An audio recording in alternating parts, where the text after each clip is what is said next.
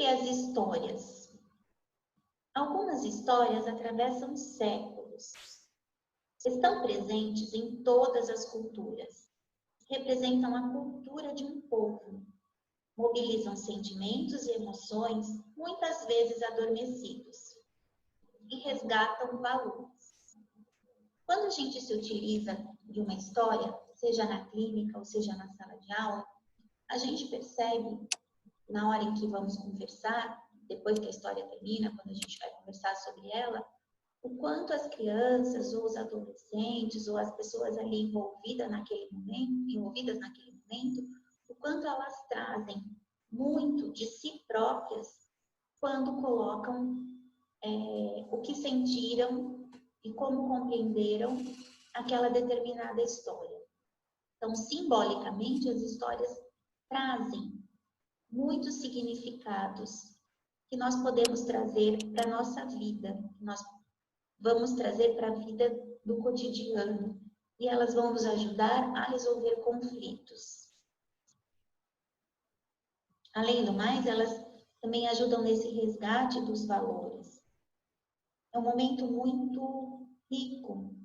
Algumas culturas dizem que a história é um momento sagrado. E quando a gente pode entrar em contato com algo que simbolicamente vai nos ajudar a estabelecer relações com as nossas experiências de vida.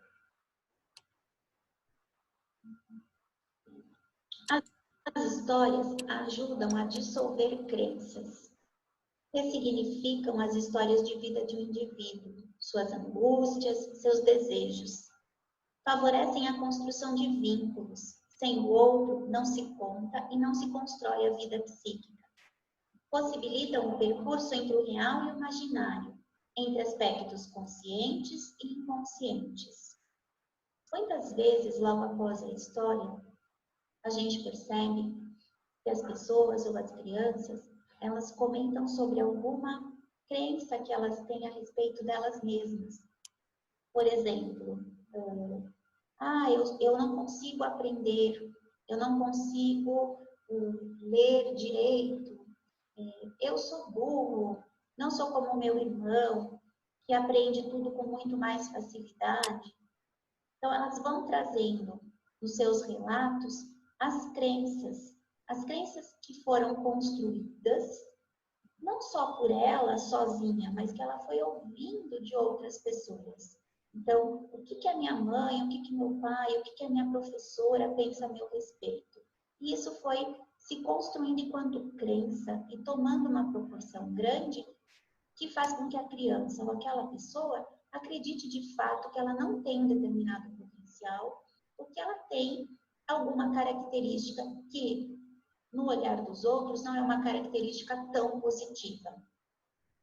As histórias, elas fazem com que a gente possa conversar a respeito dessas crenças e que a gente possa ressignificá-las, mudando as nossas atitudes, mudando a forma como nós nos olhamos, como nós nos reconhecemos enquanto sujeito. Elas possibilitam que a imaginação e a realidade caminhem juntas e que aspectos conscientes e inconscientes venham à tona.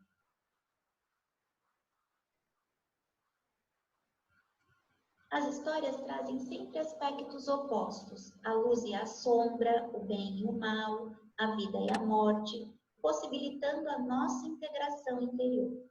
Então, nós nos integramos também, enquanto sujeito, quando a gente pode entrar em contato com estes aspectos que são opostos. Existe o bem e existe o mal dentro de todos nós. Temos momentos de luz e temos momentos de sombra na nossa vida. Sabemos que existe a vida e a morte. Então, isso nos ajuda a nos integrar enquanto pessoa, enquanto indivíduo. E as histórias, elas sempre trazem esses opostos. Eles estão sempre presentes nos contos e nas histórias, sejam da literatura infantil, sejam da literatura juvenil, enfim, nos mais diversos contextos. As histórias são como espelhos da experiência humana indicando a complexidade dos seus problemas, assim como as suas possibilidades de solução. Quem escreve isso é a Bianco, em 99. E de fato a gente entende que tanto o ato de aprender quanto o ato de viver é realmente uma situação complexa, né? Existem muitos fatores que interferem, não só na aprendizagem, mas como na nossa vida, na nossa história de vida. As histórias, elas podem nos ajudar a encontrar soluções para alguns problemas. E simbolicamente elas trarão essas soluções através das metáforas que elas apresentam durante a história, durante a narrativa. O sujeito elabora seus conflitos através dos símbolos representados pelas imagens. À medida que a história vai sendo contada, eu vou criando as imagens que posso relacionar essas histórias. E essas imagens, elas são repletas de símbolos, de significados. O significado de um símbolo, ele pode ser muito individual, ele vai depender daquilo que me toca naquele momento, que pode ser diferente do que toca o outro ao meu lado que está ouvindo a mesma história. Por isso a gente diz que aspectos conscientes e inconscientes vêm à tona, porque eu vou elaborando a partir das minhas experiências, aquilo que eu vou ouvindo. Os contos e as diferentes histórias colaboram na construção do conhecimento, a aquisição da palavra falada, da palavra escrita, da memória, dentre outros aspectos do desenvolvimento e da aprendizagem. E é claro que em sala de aula, ou mesmo no contexto psicopedagógico, ler uma história, escrever uma história, ouvir e contar aquela história, trazem habilidades cognitivas importantes para os processos de aprendizagem. Mas a gente não pode esquecer também de olhar sempre para esses dois aspectos, o cognitivo e o subjetivo. E as histórias, elas nos ajudam a trazer à tona o nosso desempenho, a nossa potencialidade e nós mesmos enquanto seres humanos. Então, temos que olhar esses dois aspectos, o cognitivo e o subjetivo sempre. O que me toca nessa história? O que eu aprendo com essa história? Como eu posso escrever uma história a partir desta que eu ouvi? Que imagens que me vieram durante a narração dessa história? Como é que eu posso representar através da arte aquilo que eu imaginei, as imagens que vieram? O momento das histórias é, sobretudo, um encontro sagrado.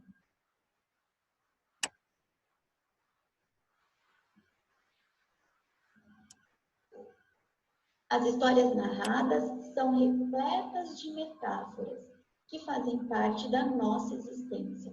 Então, toda a simbologia das histórias, todos os símbolos presentes nela, estão relacionados à nossa vida, ao nosso cotidiano, às nossas experiências, às experiências da humanidade. E é claro que vai depender da cultura onde aquele sujeito faz parte, do contexto onde ele faz parte. Mas a gente sabe que muitos dos contos de fada, dependendo do lugar onde ele surge, onde ele é contado, dependendo da cultura a qual ele faz parte, ele vai ser narrado de uma maneira. Mas a simbologia, as metáforas e a forma como ele afeta as pessoas são muito semelhantes, mesmo que venham de culturas bem diferentes, bem diversas.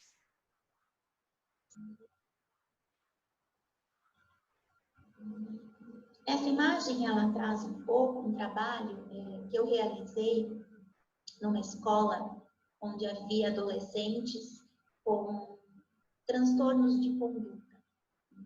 Eu trabalhava com um grupo de adolescentes e trabalhava a disciplina de língua portuguesa.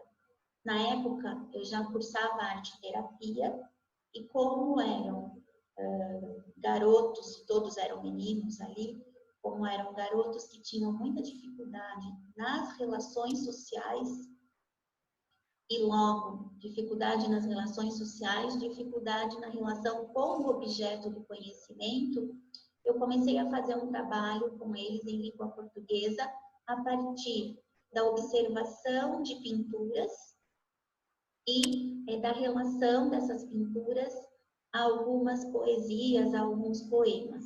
Então, num determinado dia, eu levei umas e várias pinturas misturados. Não era a imagem daquele determinado poema, mas eram imagens e poemas. E a proposta era que eles buscassem encontrar um pareamento possível dos poemas e das imagens, ou, se preferissem, que pudessem fazer um desenho de algum poema que lhes tivesse tocado.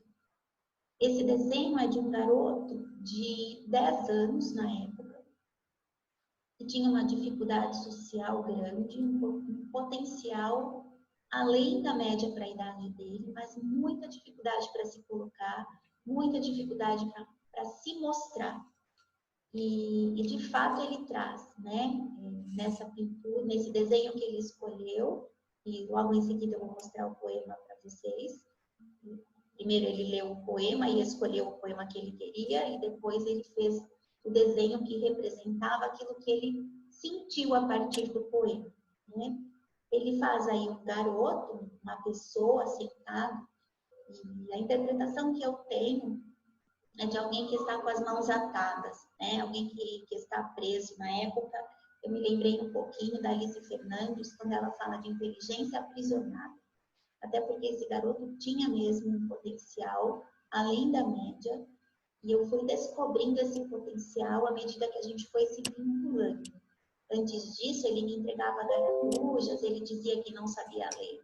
E à medida que a gente foi se vinculando, eu fui percebendo que ele não só sabia ler e lia muito bem, como tinha um potencial maravilhoso e habilidades cognitivas na resolução de problemas, na resolução de desafios lógico-matemáticos, na interpretação de textos, inclusive na elaboração, escrita de textos com muita apropriação das ortografias e da gramática toda. E ele só pôde mostrar essas habilidades quando a gente, de fato, criou uma vinculação, né? E a nossa vinculação aconteceu pela arte.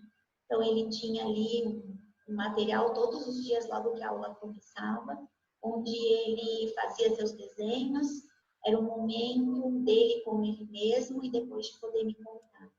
A princípio, ele pedia que eu escrevesse as suas histórias, ele ia me contando, eu ia registrando, e logo depois ele começou a escrever as suas próprias. Esse poema que vocês verão foi uma das primeiras atividades, assim como esse desenho, que ele começou a se mostrar. Então, foi a partir dessa proposta que ele começou a mostrar as habilidades que ele tinha, o potencial que ele tinha. Foi a partir daí que a gente começou a se vincular e que veio a ideia de investir no recurso da arte como mediadora nesse processo aí de construção, nesse processo de aprendizagem desse garoto. Então, eu coloco aqui, a arte e os contos abrem muitas conversas no espaço terapêutico. É preciso escutar e ver além do que está explícito nos processos de aprendizagem. E o poema que ele escolheu, que retrata um pouco, né, ou muito, da imagem que ele pôde representar, né, no desenho. Viveu? Diga-me, você esperou por alguém alguma vez na sua vida? Não? Você já sonhou em ter um grande amor, uma alma querida? Não? Você já chorou por alguém que gostava e de você se esqueceu? Não? Diga-me, você já viveu? Quem escreveu esse poema foi a Sônia Romano. Ele foi retirado de um livro, de um livro feito a partir de um projeto de uma secretaria da cultura em um determinado estado, que agora não estou me lembrando bem, eu coloquei na bibliografia para vocês, e foi um projeto desenvolvido com vários adolescentes, com vários jovens, onde eles precisavam, né, onde eles pintavam uma tela, então faziam uma pintura em tela, e depois escreviam um poema que retratasse um pouco do que eles tinham representado ali no desenho, na obra. E aí eu levei vários destes poemas recortados, e esse garoto escolheu esse poema e não se identificou com nenhuma das pinturas. Ele quis fazer a sua própria representação, a sua própria obra. E aqui a bibliografia de onde eu fui tirando um pouquinho do que eu trouxe para vocês como fundamentação da linguagem simbólica dos contos. E indico muito todos esses livros, em especial esse do Celso, Narrar, Ser Mãe, Ser Pai, e outros ensaios sobre a parentalidade, onde ele fala da importância das histórias, e aqui ele traz não só as histórias da literatura, mas também as histórias narradas, as histórias de vida das pessoas. Então, quais são as histórias que eu posso contar para o meu filho, para minha filha, para os meus alunos, de quando eu era criança, das minhas experiências, de algo que aconteceu na minha vida, que me marcou. Então, as histórias que nós contamos uns aos outros.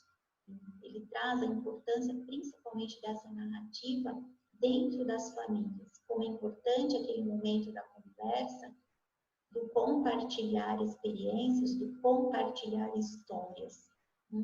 E ele diz que isso, psiquicamente, nos estrutura. E que pessoas que não ouvem histórias podem ter algumas questões psíquicas mais complicadas, né? Porque falta esse diálogo. E que ele sente, ele percebe que na contemporaneidade, de fato, esse diálogo não acontece. Então, que a gente possa resgatar mais essas narrativas, essa contação de histórias, das minhas histórias, das histórias do outro, dentro dos espaços, né? Onde a gente vive, dentro das nossas famílias, enfim. Quem é que não se lembra de uma boa história contada pela avó, por uma tia, ou pelos pais? Como é que a gente pode perpetuar essa experiência? Como é que a gente pode dar o valor que ela merece e resgatar esses momentos nas nossas famílias e nos nossos ambientes de trabalho, enfim, na nossa vida como um todo?